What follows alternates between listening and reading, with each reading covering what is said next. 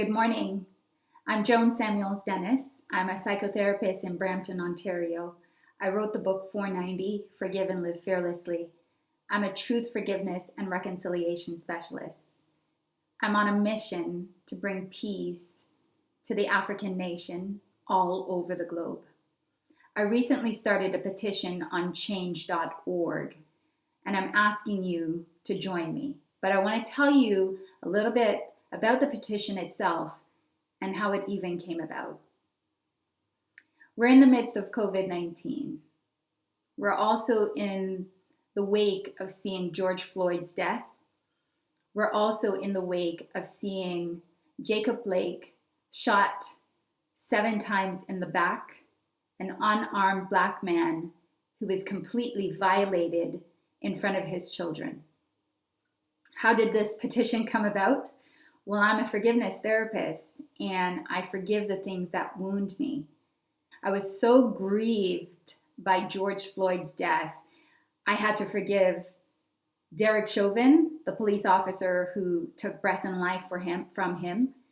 Then I had to forgive the other police officers who stood by. I had to forgive the onlookers who watched and did nothing. I had to forgive the legal system that then made it seem like it was so not important. But somehow, Jacob Blake's shooting impacted me in a totally different way. As I stood in front of my mirror where I do my forgiveness, and as I looked at the scene that was before me, I was compelled to think about the things that are at play. I was compelled to look at the repetitive patterns and the messages that are being sent by the death of these unarmed men. I considered this question: are they playing with us? And in the consideration of the question, as I forgave, the question that I had to ask myself was, what did I want? And I want to be left alone. I want my people to have peace. I want Black men to drive down the road with their children in the backs of their cars and feel safe. I want us to just be able to get on with our lives, to fully engage at every level without being terrified. As I did the forgiveness, I came to this realization. About every 3 months, we are sent this message, and the message is this: we are shown an unarmed Black man who is completely violated. And then about a week later, maybe even 3 days later, we are shown an armed white man who kills other people or does something that is extraordinarily wrong, and yet nothing happens. And what's the psychological message? The message is this: there is no peace for you. There is no justice for you. There is no security for you. I thought to myself, I want justice. I want peace. I want security on every level. So when we forgive, one of the things that we have to then consider is, what is my part to play, right? What is my part in making this world a better place? And I thought to myself, I can't just rely on anyone else to do this. I need a lawsuit to go forward. And the lawsuit is to say, we've been grossly violated as human beings. Our rights have been stripped. And there needs to be forgiveness, and we willingly offer it. But what needs to follow that forgiveness is an apology. And there needs to be a process of reconciliation. But here's what I want to do. I want to start with us. Because as Black people, we've got the wound of a 401-year process that is still all over us. It disunifies us. It keeps us afraid. It keeps us in a place where we are faithless. It keeps us in a place where we're so afraid we can't even live life fully. So I thought to myself, how do I get this done? How do I finally send a message that the wrong must be right? How do I send a message enough is enough? How do I send a message change will come right now? As I stood there in front of my mirror and I forgave, I decided it was enough. The interference was enough. The terrorization, the psychological terrorization was enough. And at some point, we as a people have to say that's enough. We can't just sit in this place and forgive all the time. We now have to act. Because when people are not apologetic, they don't recognize something is wrong. And if they don't recognize something is wrong, they're not gonna change it. So I want to talk to you about the different components of this petition and the lawsuit that I'm proposing. And the different parts of it will likely shift and change over time as I get legal consult, as I get political consultation, as I speak with different people. It will shift. The first item that we're asking for in this petition as we go forward and we say to the world, we have been grossly violated. Our human rights have been grossly violated and we want you to do something about it. The first thing we want is an apology. A genuine, authentic apology. And we want the institution of a formal truth, forgiveness, and reconciliation process. This has been spoken about in terms of the Native population, with the total and egregious ignoring of our own experience. Even we ignore our own experience. And so when we speak truth not only about what has happened, but we speak truth about the impact, and we speak truth about what it is that we are desiring to see changed. So a truth forgiveness process is going to have us come together first as Black people and speak truth, forgive, and reconcile with ourselves. And then after that, after we unite with ourselves, after we come back to ourselves, we'll be able to unite with others. There is a need for every other nation that either has played the part of the violator or played the part of the onlooker to do something about this. It's for all of us to act. And at some point, the white nation, the European nation, has to look at itself and say something went very wrong. Because if you don't recognize that something's wrong, something's wrong. So as you look at your ancestors and forgive them for the wrong that was done, you will desire never to do this again. And it is at that point that we will have a genuine apology. But en masse, what we have is a lot of people who minimize, a lot of people who say, well, this has happened to other people. Well, the truth is, it's happened to us. And we don't want this to continue anymore. So I want a formal truth, forgiveness, and reconciliation process that will move every one of us, including the onlookers, through a process of saying, I don't want to look on anymore when something goes really, really wrong. We're asking for the provision of lands, equivalent to promises that have been made in the past. We're asking to be self-governed. And the reason why I even put this in there is because I am desiring for the interference to end. I'm desiring for us to be geographically in one place so that we can protect ourselves. I'm desiring self-governance because that's the only way that we can say what comes in and what goes out. It's the ways that we can say this is how we as a people want to live. Be peaceful. Be just, be fair.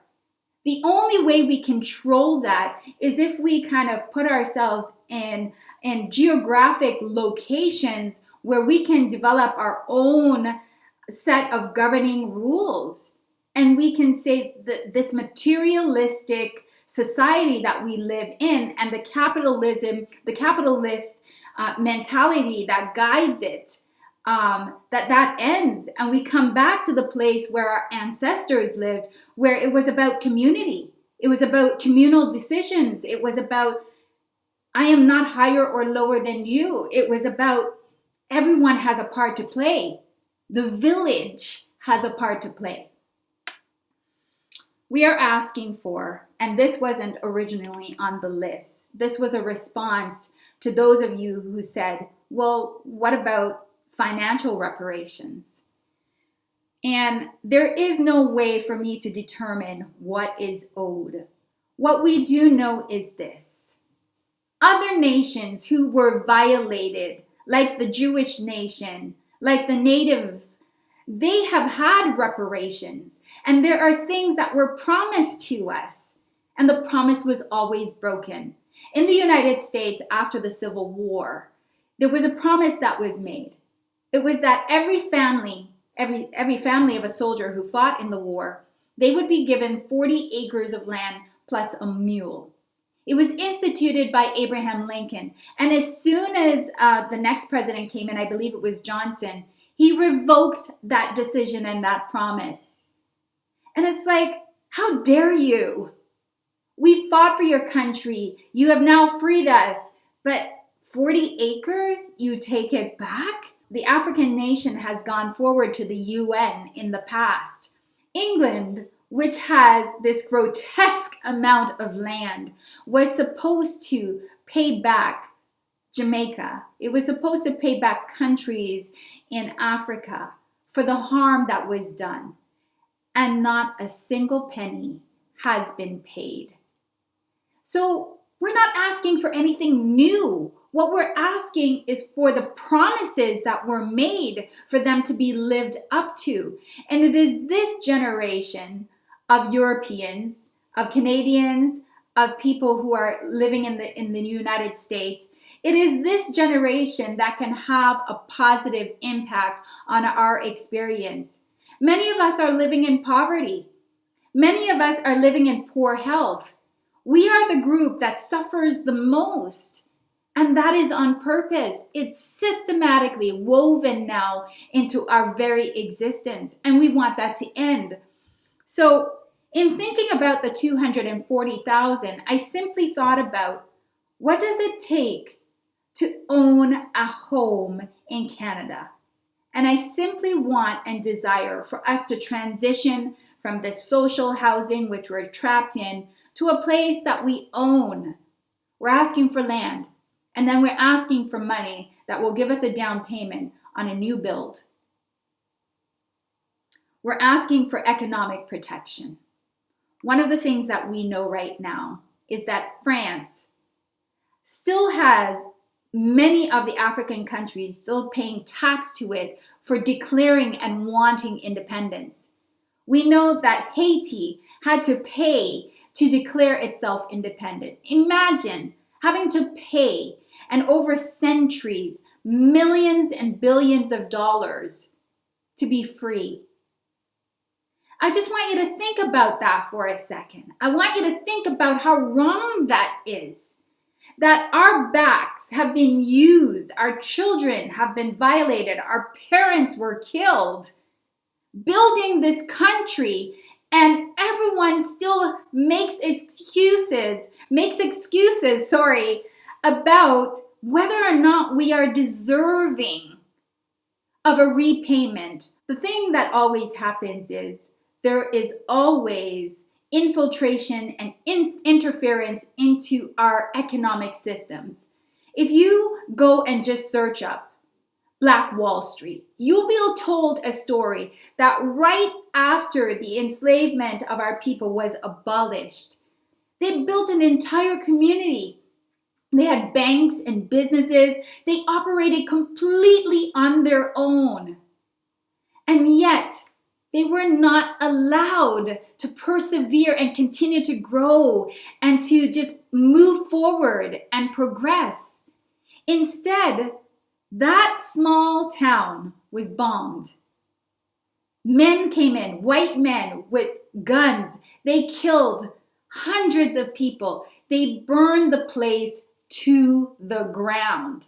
The interference in our economic well-being, even when we get started, they interfere with us. I want it to end, and I want it to end right now.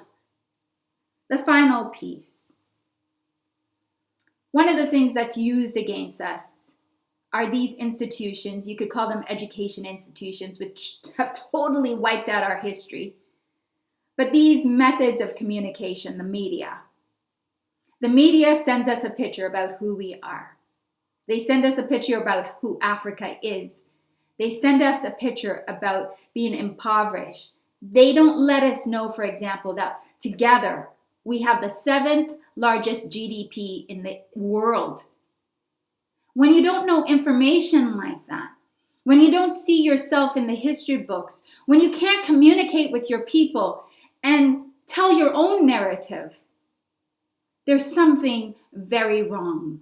We are asking to own an established media outlet, whether it's radio or TV, that is 100% owned by us so that we can communicate with one another. It's our right, and every other community has it, so why shouldn't we? Why can't we do all of this on our own? We've tried. We've been quite successful, and always the interference comes. There is this capitalistic taking over of everything that we do. And there's a concerted effort to make sure that we're always in that position of fear. No more. I'm asking you to sign the petition of the Village of Peace, which is a not-for-profit that is all about unifying, healing, and bringing peace to the African nation globally. I want you to say, we deserve this. I want you to say, I can imagine a world where me and my people are fully engaged. Me and my people are doing the thing we were born to do. Me and my people have peace, have justice. This is Dr. Joan Samuels-Dennis. Thank you for taking the time to listen. Have a peaceful, just, and secure day.